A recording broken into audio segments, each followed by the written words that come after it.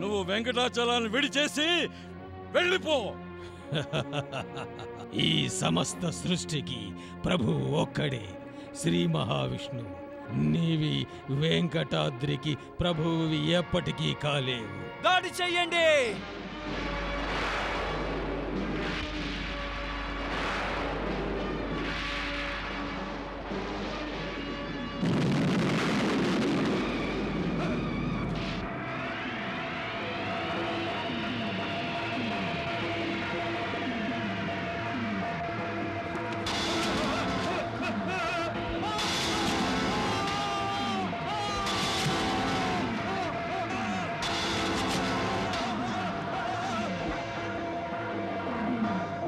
ఆ 5 పాపాత్ముల్ని వధించిన తర్వాత ఆ పర్వతం మీదున్న మునివరులందరూ కలిసి వరాహవదన ప్రభువుని స్తుతించారు.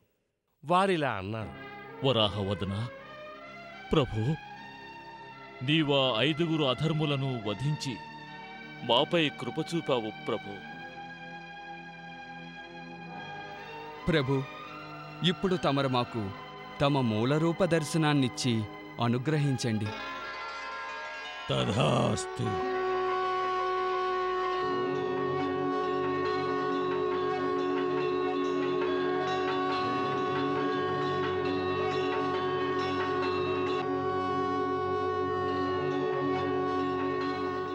ముని పొంగవులారా, నేను మీ పట్ల ప్రసన్నుడనయ్యాను. మీరందరూ ధర్మానికి ఆధారం. ఏం కావాలో కోరుకోండి. నేను మీకు వరాన్నివ్వాలనుకుంటున్నాను. మహాప్రభు, ఆదిదేవా, తమ విశ్వవిరాట్ స్వరూపం మాకు వరదానం కంటే పెద్దది. తమ ఈ వినమ్రత నన్ను మరింత ప్రసన్నుని చేసింది మునివర్య. తమరు అన్ని విధాలా అధికంగా వరాన్ని పొందడానికి యోగ్యులు. ఓ కృపానిధి, తమరు మాకు వరమివ్వాలనుకుంటే మా ఈ ప్రార్థనని స్వీకరించండి. చెప్పండి మునివర. ఆదిపురుష, మా కోరికొకటే. ఈ వెంకటాద్రి మీద తమరు ఏదో ఒక రూపంలో సదా నివసించండి. మహర్షులారా, మీరు కేవలం మీ స్వార్థం కోసం వరం కోరడానికి బదులు సర్వజనోద్ధరణ కోసం ఒకటి కోరారు. నేను సకల పృథ్వీవాసులకు ఈ పర్వతంపై నివసించి సదా నా దర్శన భాగ్యాన్ని ప్రసాదిస్తాను. ఈ వెంకటాద్రి నాకు అత్యంత ప్రియమైనది. నేను ఇక్కడే నివసిస్తాను. నేటి నుండి సకల లోకాలలోనూ ఈ పర్వతనామంతో జతచేసి నన్ను వెంకటేశ్వరుడనే పేరుతో పిలుస్తారు.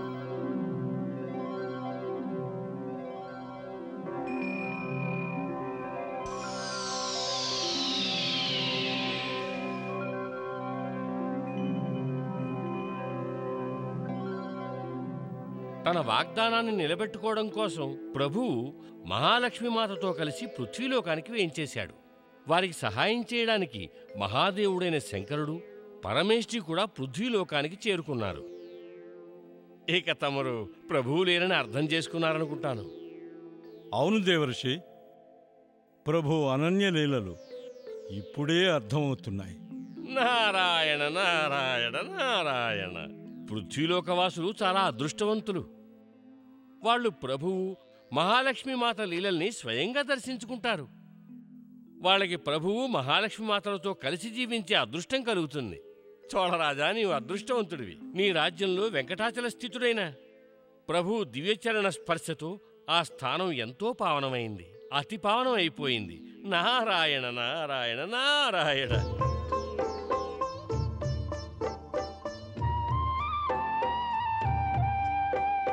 లక్ష్మిని వెదకుచు శ్రీహరి కదిలే, వైకుంఠమే వీడి కానల చేరి. ఒంటరి వాడై ఏకాంత వీధి, ఆకులు అలములే తల్పమ్మాయే. విరహాగ్ని నోపగా జాలని శ్రీహరి, శ్రీదేవి కానక చింతితుడాయే. విరహాగ్నినోపగజాలని శ్రీహరి విరహాగ్నినోపగజాలని శ్రీహరి శ్రీదేవి కానక చింతితుడయే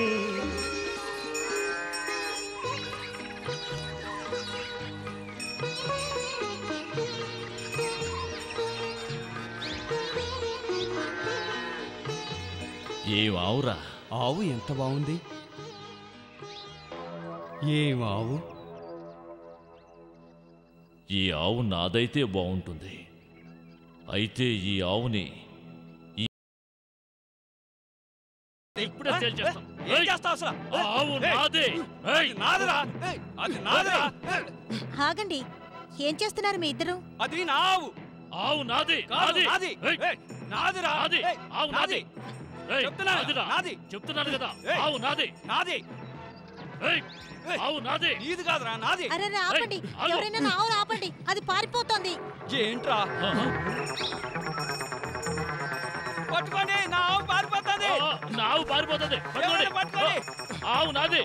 పట్టుకోండి. నా ఆవు పారిపోతుంది. పట్టుకోండి. నా ఆవు పారిపోతుంది. పట్టుకోండి. ఎవరైనా పట్టుకోండి. ఆపండి. నా ఆవు పారిపోతుంది. చోళ మహారాజుకి, చోళ మహారాజుకి, చోళ మహారాజుకి, చోళ మహారాజుకి, చోళ మహారాజుకి, చోళ మహారాజుకి, చోళ మహారాజుకి.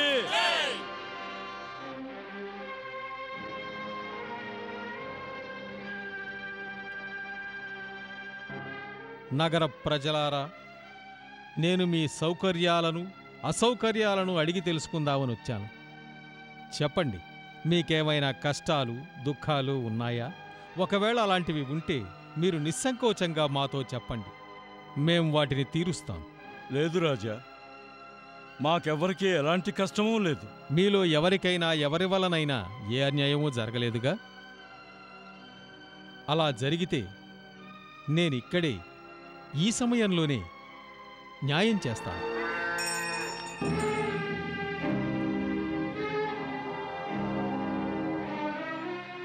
ఏమిటిదంతా? ప్రణామం రాజా. మీరెందుకిలా కంగారుగా ఇక్కడికి పరిగెత్తుకుంటూ వచ్చారు? ఇది నా ఆవు రాజా. లేదు, వీడు అబద్ధం చెప్తున్నాడు. నిజానికి ఈ ఆవు నాది. వీడు దీన్ని లాక్కోవాలనుకుంటున్నాడు. ఇది దొంగతనం. ఇంత భయంకరమైన అపరాధం, అది నా రాజ్యంలోనా? లేదు రాజా, నేను దొంగన కాదు. సత్యం ఏంటంటే ఇది నా ఆవు రాజా. అలాంటప్పుడు నా ఆవుని నేనే ఎందుకు దొంగతనం చేస్తాను రాజా? రాజా, ఇతను అబద్ధం ఆడుతున్నాడు. ఈ ఆవు నాది. లేదు రాజా, ఈ ఆవు నాది. రాజా, ఇప్పుడు తమరే న్యాయం చేయండి. ఈ ఆవు ఎవరిదని? ఇప్పుడు న్యాయం చెప్పవలసిందే. మహామంత్రి, తమరేమంటారు? మహారాజా, పశువు తన యజమాన్ని గుర్తిస్తుంది. మనం ఈ ఆవును వదిలేస్తే ఈ ఆవు ఎవరి దగ్గరికి వెళ్తుందో వాళ్లే ఈ ఆవుకు నిజమైన యజమాని. ఈ ఆవు వాళ్ళకే చెందుతుంది. తమరు సరిగానే చెప్పారు మహామంత్రి. ఆవును విడిచిపెట్టండి. అది ఎవరి దగ్గరకు వెళ్తుందో వారిదే ఆ ఆవు.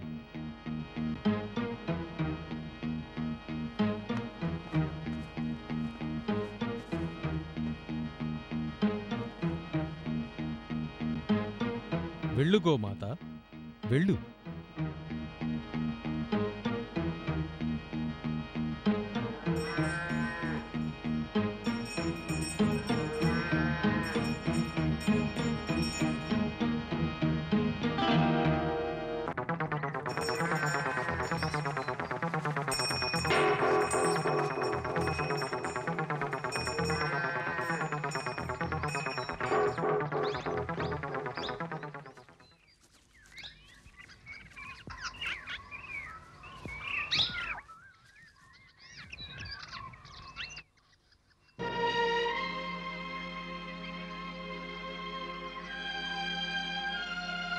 మహారాజా, ఈ గోవు నాది. వారిద్దరూ నా గోవుని కాజేయాలనుకున్నారు. మోసం చేసి నా గోవుని వాళ్ళతో తీసుకెళ్దామనుకున్నారు. ఇంత అన్యాయం చేసి నా గోవు పైన వాళ్ళ అధికారాన్ని చెలాయిస్తున్నారు? యువతి, నీ మాటలపై కొంచెం కూడా సందేహం లేదు. ఎందుకంటే ఈ ఆవు నిన్ను చూడగానే నీ వద్దకు వచ్చింది. నీవే దీని యజమానురాలివి. నేను వీళ్ళిద్దరికీ వీరి అపరాధానికి ఉచిత దండన విధిస్తాను.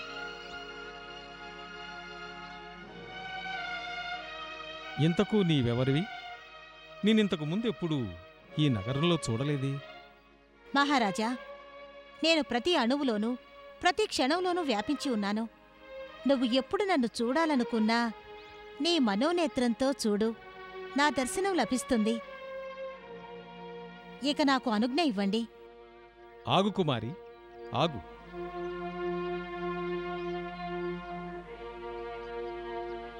ఇది తీసుకో. ఈ ఇద్దరు దొంగలు నీ ఆవును దొంగిలించి నీకు చాలా కష్టం కలిగించారు. అందుకు పరిహారంగా నేను నీకీ ముత్యాలహారాన్నిస్తున్నాను. తీసుకో, తీసుకో. రాజా, ఎవరి చెయ్యి సదా పైన ఉంటుందో వారిని తమరు చెయ్యి చాచమని ఆదేశిస్తున్నారా? నా చెయ్యి సదా ఇవ్వడానికే ముందుకొస్తుంది, తీసుకోవడానికి కాదు.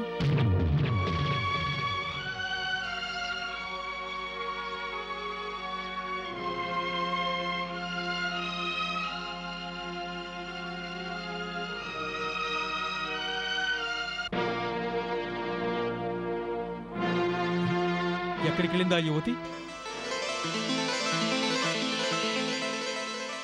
ప్రణామం మాతేశ్వరి. నీవు ధన్యము మాత.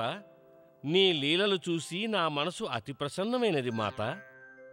మాత, నీవు నాకు అనుజ్ఞనిస్తే నీ లీలలతో నేను పాలు పంచుకుని పుణ్యం సంప్రాప్తించుకుంటాను.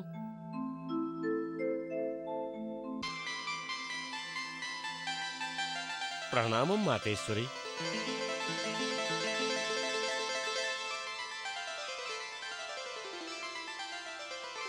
నారాయణ నారాయణ. ప్రణామం దేవర్షి. సౌభాగ్యవతీ భవ. సునందా మహారాణి, మహారాణి, చోళ మహారాజులు ఎక్కడా కనిపించటం లేదే? మహారాజుగారు ప్రజలందర్నీ కలుసుకోవడానికి వెళ్లారు. నారాయణ నారాయణ నారాయణ. దేవర్షి, తమరి ఆగమనంతో మేము ధన్యులమయ్యాం. కేవలం నా ఆగమనంతో కాదు మహారాణి, సాక్షాత్తు మహాలక్ష్మి ఆగమనంతో ఈ నగరం ధన్యమైంది మహారాణి. మహాలక్ష్మి మాత మా నగరానికా? అవును మహారాణి, అవును. అప్పుడప్పుడు ఇలా జరుగుతూ ఉంటుంది. మహాలక్ష్మి మాత ఎవరి ద్వారం దగ్గరికైనా వచ్చినప్పుడు కొంతమంది తమ గృహద్వారాల్ని మూసివేసుకుంటారు. అందుకని మహాలక్ష్మి మాత రాక కోసం తమ ఇంటి ద్వారాల్ని తెరిచే ఉంచుకోవాలి. ఏ రూపంలో ఆ మాత మీ ఇంటికి వస్తుందో తెలియదుగా.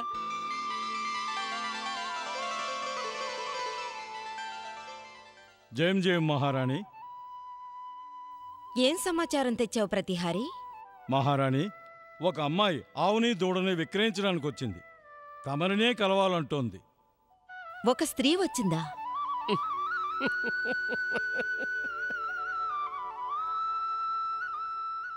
సునందా మహారాణి, తమ ఈ నగరం మీద మహాలక్ష్మీమాత దృష్టి సారించినట్లున్నది.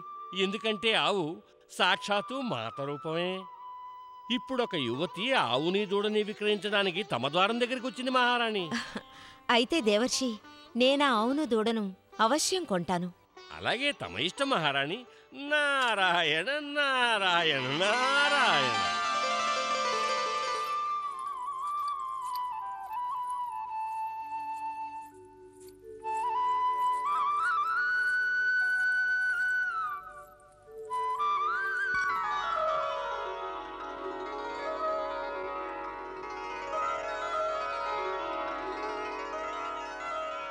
ఆవుని దూడని విక్రయించాలనుకుంటున్నావా? నీ పేరేమిటి? లక్ష్మి. లక్ష్మ? లక్ష్మి, నీవు విష్ణు హృదయంలో నివసిస్తున్నాననే మాట మాత్రం చెప్పకు సుమా. మహారాణి, హృదయం ప్రేమకి ప్రముఖమైన స్థానం. అటువంటి పావన స్థానంలో నివసించగలగడం ఎంతో అదృష్టం. కాని నాకంతటి భాగ్యం ఎక్కడుంది?